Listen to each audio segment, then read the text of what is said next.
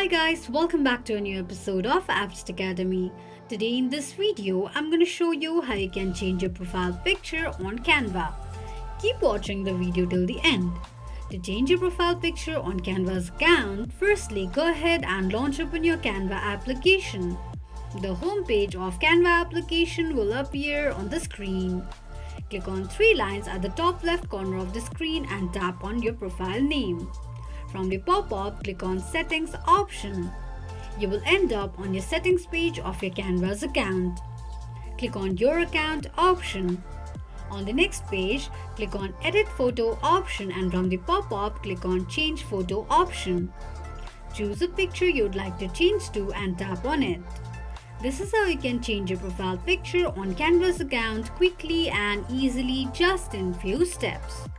If you have any thoughts or queries, let us know in the comments section. Don't forget to subscribe to our channel.